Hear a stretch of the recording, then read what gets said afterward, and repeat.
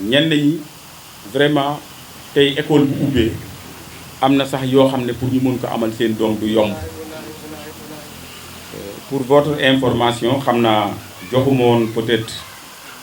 waa commission bi information boobu mais préparé nañu au moins 500 à 600 sacs pour élèves yi xale yi. xëy na nag mënul dajale élèves yëpp mais di ngeen waxtaan ak waa commission éducation et les directeurs d'école et les parents d'élèves ñu jéem a seet nan la ñuy sélectionner élèves yi nga xam ne xëy na seen waajur seen loxo jotul seen ginnaaw pour que ñu mën leen jox sac yooyu aussi mu mën leen dimbali. parce que dinañuy gis ci école yi élèves yoo xam ne dinañu nekk école ba école tëj bu ñuy ñëw mbuusu toile la ñuy yor di ci def seen sac. loolu directeur d'école yi ñoom ñoo ko mën xam ñu diñ ci dimbali bu ñu xamee ne élève bi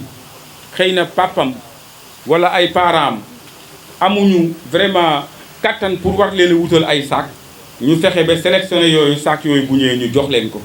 ndax loolu moo tax loolu vraiment ñu créé ko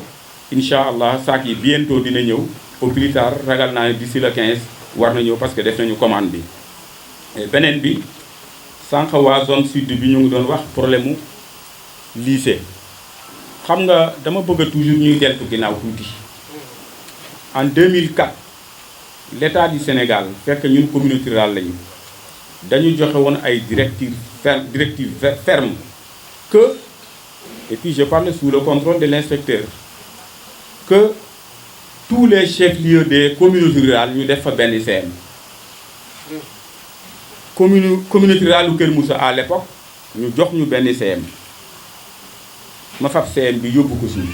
bu ñu fàtti loolu xam nga defuma ko Kër Moussa et pourtant en principe Kër Moussa la waroon nekk. pourquoi dafa am ay critères yoo xam ne man moom laa jàpp ne loola su ma ko defee yoon du ma dab ndax yooyu jamono fekk moyen de transport yi am nii sax amul ay Jakarta yeeg clando yu bari yi ci côté boobu amu fa woon. élève bi dëkk Kàccili dëkk Suun wala comment dirais-je leen zone sud daal Càmbox élève boobu tey bu amee entrée en sixième fan lay jàngi dañ koy indi pour parents yi dañuy am problème d'hébergement. man mii di wax ak yéen am nay jamono fekk sama kër yor naa fa lu ma 12 élèves yoo xam ne ci zone boobu lañ jóge te du man rek ñi dëkk ci zone boobu yëpp mën nañu ko témoigner ku ci yorul woon ay élèves amul. ma gis ne élève bi dëkk Kër Moussa wala 50 wala xodda ba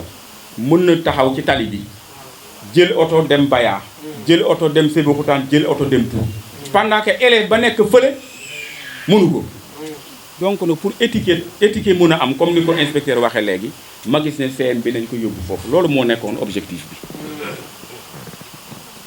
mais transfert boobu bon dégg naa ci ay wax yu bari amul solo li ñu amal solo rek mooy résultat bi mu am tey. Kër Moussa ba ñu amee deuxième lycée avec nos partenaires ñu indi ko Kër Moussa boo ko fi indi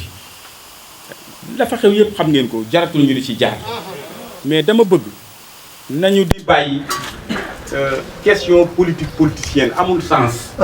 man liggéey bu jotee rek solatuma bu politique. bu politique jotee nag dama koy sol moom ba doublé ko. mais bu jeexee jeex na ba ñu amee ay partenaires ma indi fi CM bi mais am na ñoo xamante ne pour que CM bi bañ a am réussite ils ont tout fait man on me convoque au niveau des tribunaux chaque jour que Dieu fait.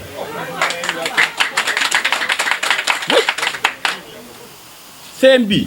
ñaata yoon lañ ma convoqué tribunal ba fii may waxee ak yow le dossier clôturé guñu ko mais je sais très bien que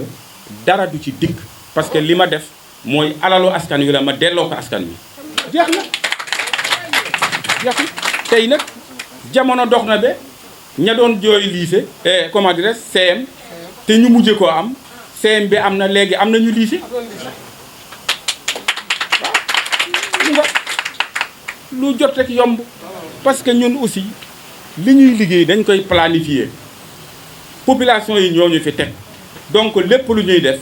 dañ ko war a teg ci bëgg-bëgg population bi te mu tegu ci yoon. ba ñu waree am deuxième école fii à Kër Moussa ñu bëgg ko fi def y avait des difficultés ay problèmes de passage ñu ngi sant di gërëm te fu ma toog wax ko Serigne Mor Gueye parce que nag li mu ñu defal ko Kër Moussa dama yaakaar ne xamuñu ko un terrain boo xam ne mën na ci am plus de 30 millions mu woo njabootam woo ma Adama Ndiaye fekke na ko bu ma juumulee ak ñeneen bu fekkoon ne moom rek moo ko def mais mu woo njabootam xamal leen ni lii man maa ko moom mais jox naa ko maire pour mu jox ko population bi et pourtant bañ ko bëggee tuddee sax dafay bañ bëggul sax ku ko wax mais ñu nëkk ñu defa loolu bind nañu ko ci suñuy rapport yegg na ci ministère ba yegg na même au niveau de la présidence de la République parce que moom moo ko def école boobu jëkk nañ fa tabax ay classes tey ñu ngi fay tabax yeneen ñaari classes wax nañu ma sax ne hauteur bi yëkkatiku na demaguma fa sax pour xool ko rasé na de incha allah dinañ ko tabax mu àgg ci moyen yoo xam ne moyen commune bi la c'est moyen propre pour que mu gën a yokku ndax xam nañu ne dëkk bi benn école doyu fi ñaar doyu fi école boobu war na mën a dem sax ba yegg ci ay 16 classes parce que dëkk bi mooy yokku ñu ngi xool même yeneen quartier yi nga xam ne dafa xaw a excentré wu xaw a sori nan lañ fay war a mën a defee beneen 3e école te loolu incha allah ñu ngi ci parce que éducation vraiment ñun mooy suñu priorité l'état central bu jëlee 40% di ko def ci éducation. ndox ci école 2 boobee. jàpp ci d'accord voilà. am na ku wax léegi ne ndox ca école 2 boobu jàpp ci na tabax bi àgg rek bu àggee rek dina fa am bu soobee yàlla su ko defee loolu rek la lii comme ni ma ko waxee léegi day nekk prétexte que li ñu war a waxtaane yëpp jëm ci wàllu l'école yi waxtaane ko ak directeur d'école yi waxtaane ko ak parents d'élèves yi vraiment ñu doxe ci mën ko fi wax mais mënoon nañu toog fële fourches scolaires yi fi nekk ñu woo ña koy jël ñu ñëw jël si ko pour rappel rek en 2007 pardon 2002 bi ñuy soog a ñëw ci commune bi waaw ndax fekk na ñu tabax budget ba pare fourches scolaires ba ñu koy joxe man ak sama premier vice-président Guy John ñoo ànd ci oto benn 4x4 sous-préfet moo ma ko abal ñu yeb ko ci ginnaaw di wër école yi école bu ñu yegg peut-être am na ay directeurs yoo xam ne xëy na fekk nañu ko école bu ñu yeggee ñu wàcce benn carton jox la waaye tey yaakaar naa li fi nekk ay camion moo ko indi waaye du ay 4x4 donc ñu ngi leen di sant di leen gërëm waaw maa ngi ñëw di leen sant di leen gërëm vraiment di leen xamal ne suñu objectif daal mooy ni ma koy waxee rek liggéey te bañ ci boole wax ju bari toujours moom laay wax sax ñi may àndal parce que itam gis nga boo liggéeyee rek nit ñi gis ñañu koy defal dinañu ko gis donc bon soxlawuñu ko toog ci mbedd di ko wax wala nangam nii wala nangam leen bon si vous voulez ah ITV d'accord. En général mënoo ci am liggéey formation professionnelle rek nga mën a amee liggéey daaw suñu côté foofu la gënoon faible ci formation professionnelle bi ñu rencontré maire en commission ak élargi ñu ne ko ah étudiants yi nekk fii ñu war leen former bëri nañu bëri boo xam ne suñ ci taxawul ren dinañ ci commencé am problème parce que boo yu bëri njàng bi kese taxul ñoom ñu am métier. ci la ñu joxe instruction ferme na ngeen ma jëlal minimum 25 la waxoon sax mais 25 la ñu 24 la ñu mujjee jël 24 yooyu école bi ñu nekk école bu ne dinaa lim étudiants yi fa nekk ak somme bi ñu fay par at. institut de santé de Thiès benn étudiant lañu fa am 600 000 francs lañ koy fayal par at. groupe consultance conseil am nañ fa benn étudiant ñu ngi ko fayal 590 000 francs. institut supérieur d'entrepreneuriat et de gestion am nañ fa benn étudiant ñu fayal ko 420 000 avant mooy continuer aussi étudiants yi ñu jëlee yëpp ñoom ñoo defoon seen choix bopp ñun choisir ñu waxuñu ne demal école bi demal école yow yaay dem ci école nga indil ñu sa dossier ñun ñu dugal ñu kii ba bi ñu amee nombre bi ñu tëj. institut SAP d'Arifa benn étudiant lañ fa am ñu fay ko 470 000 francs institut de gouvernance territoriale am nañ fa benn étudiant ñu ngi koy fayal 825 000 francs. institut supérieur de gestion Saint-Michel 543 000 lañ koy fayal benn étudiant. école supérieure d'économie appliquée am nañ fa benn étudiant ñu ngi koy fayal 550 000 francs. édition communication am nañ fa benn étudiant ñu ngi koy fayal 291 000 francs.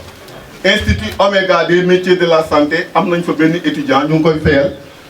1 275 000 francs. institut Confucius bu nekk université bu Dakar am nañ fa 8 étudiants 8 étudiants yi globalement ñu ngi leen di fayal 4 500 000 francs.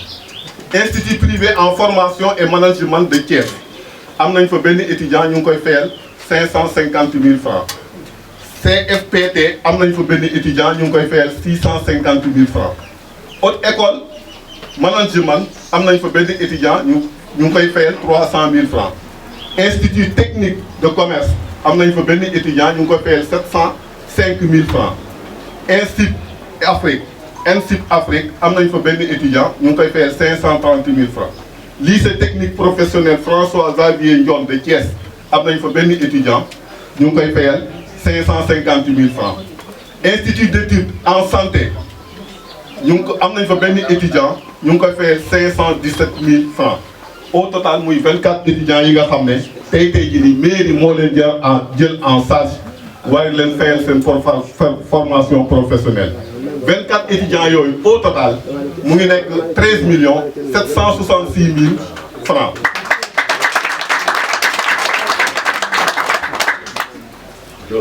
ren jii ñu fas yéene wéyale loolu incha allahu rabbi mais formation professionnelle lu ren jii dañ koy orienté parce que dañoo am benn cimenterie bu bees bu war a taxaw. cimenterie bi daf ñoo jox ay orientation de formation parce que ñoom dañu leen du ñu former loolu avant mu ñuy rëcc doomu jàmbur di jël xam-xam dem jàngi ji xam-xam bi ñun ñoo war a nekk priorité te mairie su ci jàppul yeneen gan ñooy ñëw di ko def formation lu mel ne ay électromécanique ay chauffeur ay chimie ay yooyu en tout cas liste bi on a bien noté la liste incha allahu rabbi côté boobu orientation yi ren foofu lañ koy jëlee pour que doomu commune bi mën a am xam-xam mën a jël mais place yooyu mën cee dugal seen mën a dugg foofu ñu bañ a toog fi ñu ne ah jël nañu ñi nekk ci àll bi te jëluñu. am na solo. donc xaw naa gudd tuuti mais daf koo xaw a jar ci man parce que.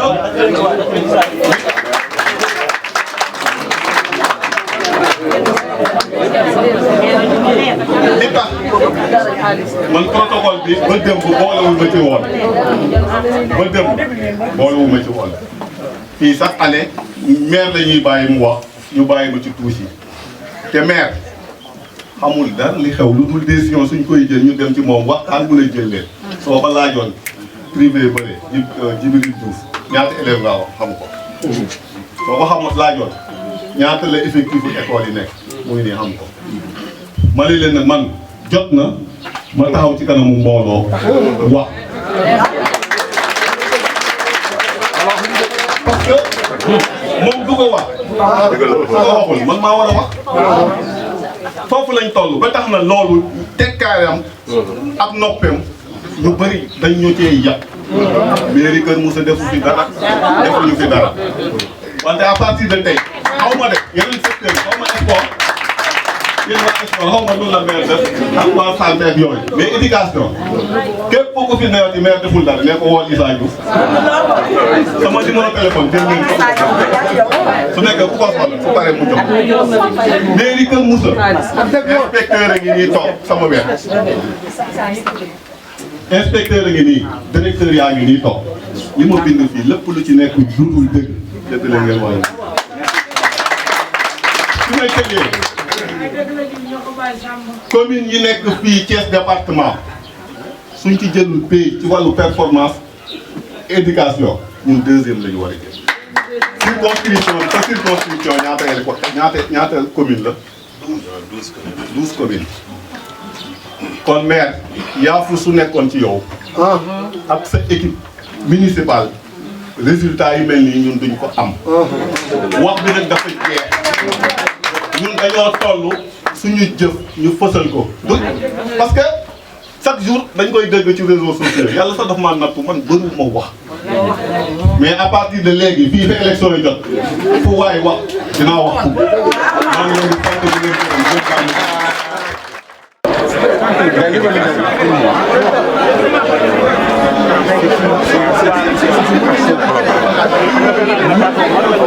Considérons que ce sont nos élèves, ce sont nos enfants, qu'ils soient de la maternelle ou bien jusqu'à l'université, vraiment ce sont nos élèves. Donc il faut les appuyer, il faut aider tout le monde dans l'état où il est. Raison pour laquelle nous avons pris, comme l'a dit tout à l'heure le président de la commission, des logements pour nos étudiants, dans les écoles de formation et d'autres actions similaires que je n'aimerais même pas énumérer.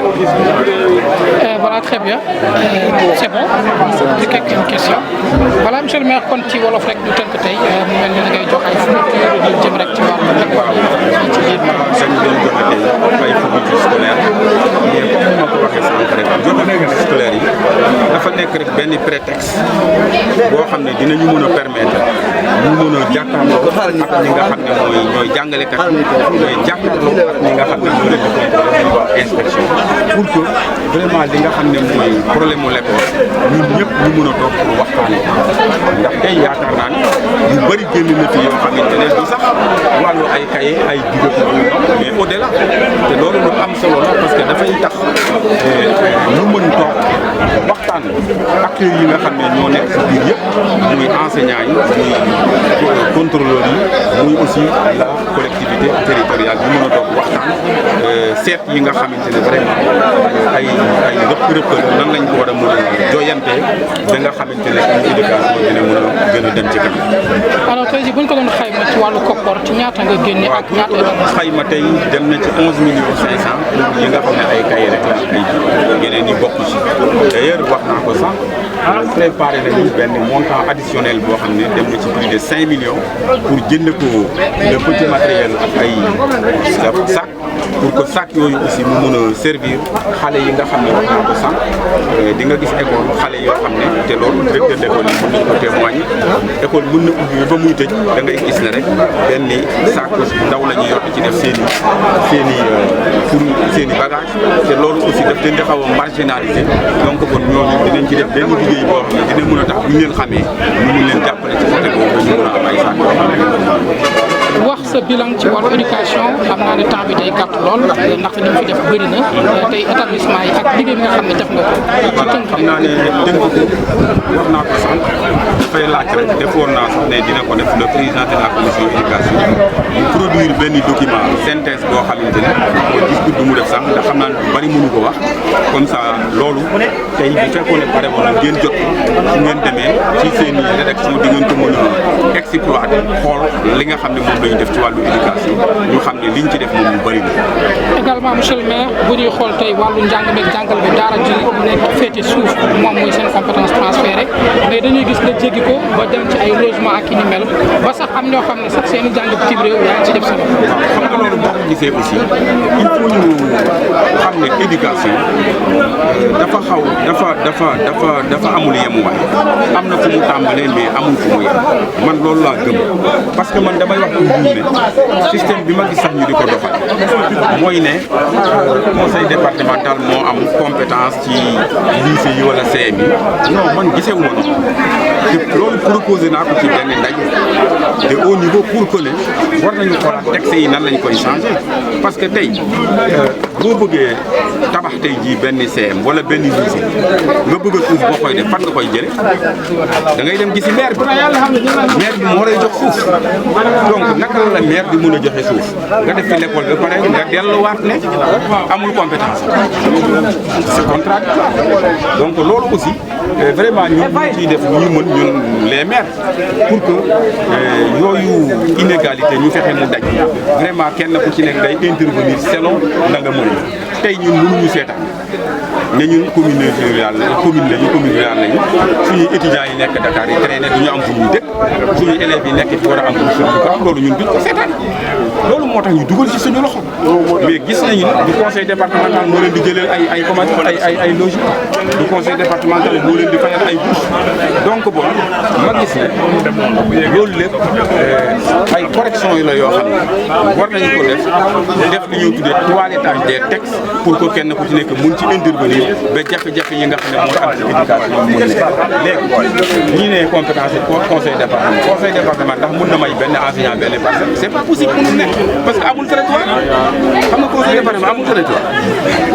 voilà très bien loolu monsieur le maire xam naa mooy doon dernière question gis nañ aussi nga ne yow doo bàyyi yenn enseignants yi am yenn compétence yi ñu dem da ngay fexe sax boo toll leen ay dëkkuwaay loolu projet la boo xam ne tàmbali woon nga ko fan nga ci tool. waaw dañ koy continuer wax naa ko sax dafa amoon rek ay réglage yoo xamante ne ndax dafa am loo xam ne ba ñu koy door en 2008 fekk ñun communauté rurale lañu mais xam nga ne avec la communalisation intégrale de 2014 léegi donc bon nekk nañu commune en plein exercice donc bon les textes wala boog nañ doon doxale dafay changé loolu moo indi woon yeexaay bi mais Dieu merci maintenant ñun mën nañu am suñu autorisation am lépp comme ni ma ko waxee sànq dinañu reprendre pour bientôt pour que vraiment loolu ñu mën a fexe de fixer ñi nga xam ne ñoom la ñu am parce que wax naa ko sànq gisaguñu kenn ku am lu baax ba pare ko bàyyi muy dem xalaat ñama am nga xam ne ñu ngi may indil ay résultats damay dem ba téye leen ñu bañ maa rëcc seetiwaat ñeneen kay loolu ci laay liggéey guddeeg bëccëg.